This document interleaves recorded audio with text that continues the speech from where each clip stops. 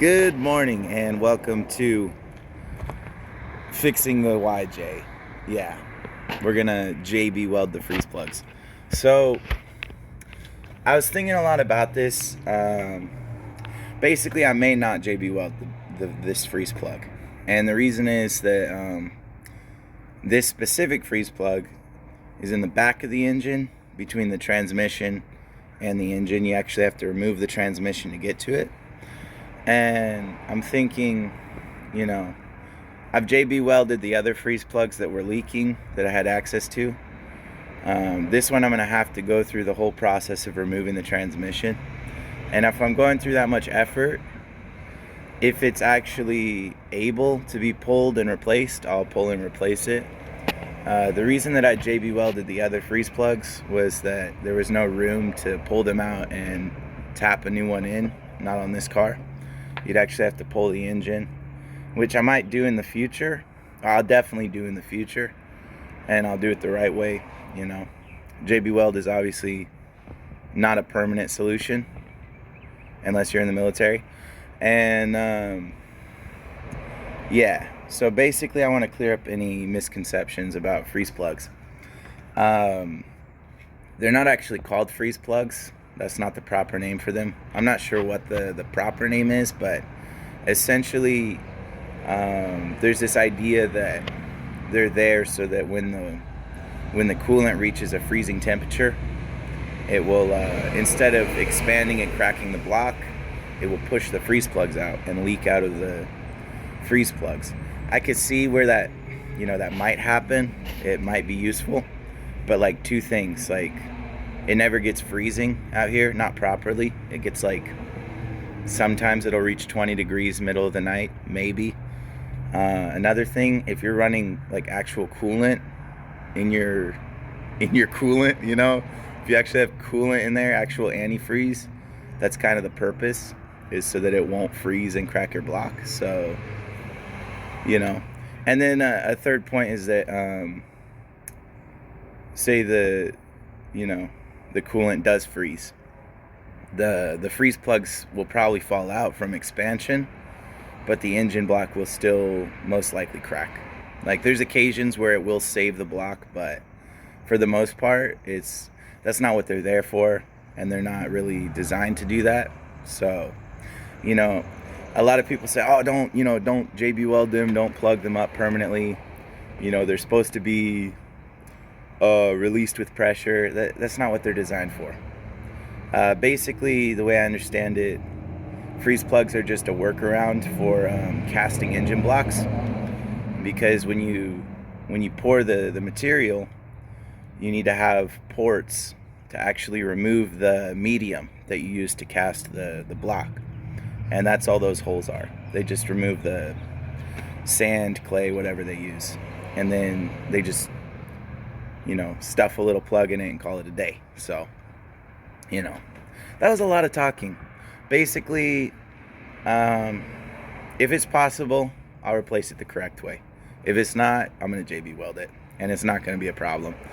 In the future, I'm definitely going to remove the block and replace them with brass freeze plugs, with some high quality freeze plugs, but for the time being, it should work fine. I may have gotten sidetracked. This is, yeah.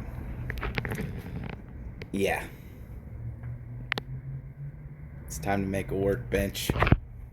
I wasn't planning on making one so soon, but I started pulling stuff off the Jeep and going to set it down in the garage, and I'm like, this is insane. I really just need to make myself a workbench before I continue. So basically, here's a foot locker. It's gonna go from this end right here all the way to that wall. So it's gonna be about 7 feet.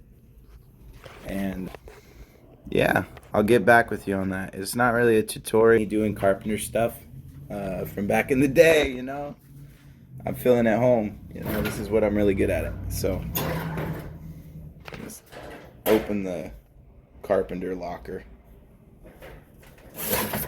Ah, yeah. Beautiful.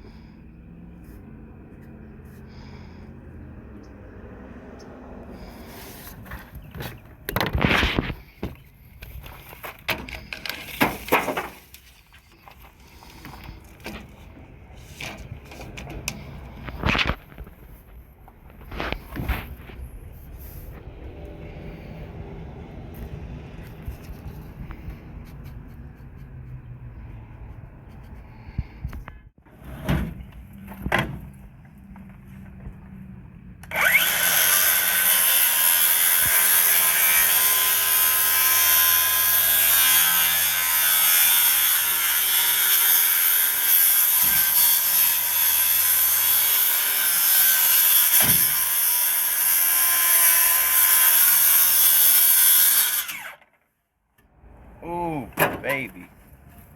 Look at that. Look how smooth that is. Boom, all the lumber's cut. So basically, these are the two outside edges. And then these are the supports that go in the middle and on the two ends. Then these are the big old legs. So I'm gonna lay two of them down, put the one outside board all the way across, screw it into place, and then stand that whole section that I built up and lean it against that wall. Build another one of those sections, and then let's see. We'll see where we're at from there. Boom! First side up. So you can kind of see the construction now. There's going to be an extra little corner piece there. These are probably like 3-inch long bolts. They're going that deep into the wood.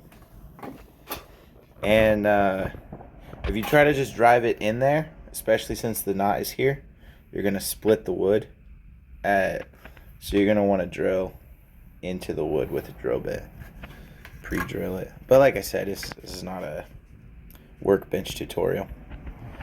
Just showing you what I'm doing. I built the other set of legs with the support. And then also I added these stringers, whatever you'd call them. I added 5 of them, the 2 end caps and then the normals. All that's left is to lift this up, screw it into those, and yeah, should be a pretty solid table.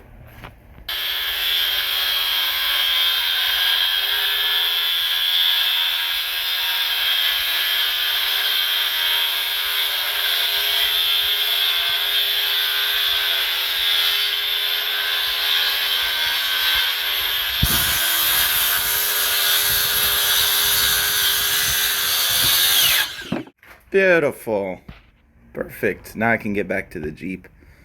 Basically, this is kind of, I wouldn't say overly tall workbench. And the reason for that is that I want to be able to slide a like a Husky toolbox under there. So I needed 38 inches of clearance beneath the table, which is what I have.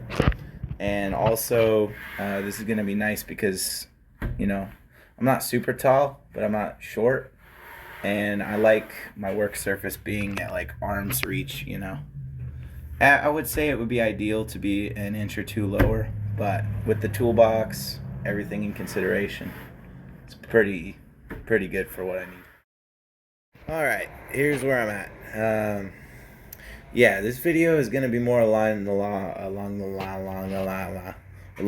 of a vlog than an actual I hate to say it, than an actual wrenching video. You know, I wanted to show the process, but first of all, I don't really have a way to hold my phone very well and video it. And second of all, I've kind of hit a road in a way. Got the transmission brace off, right? I'm getting these bell housing bolts off. You can't even see that. There's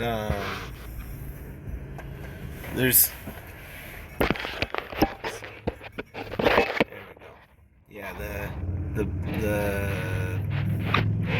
bolt that's right behind the oil filter housing, and then there's one on the other side too. But basically, when I do loosen the transmission, that's the front drive shaft,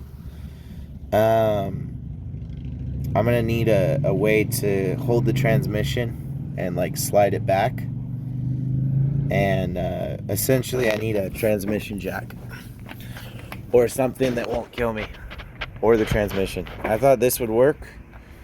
This is the transmission jack that I found.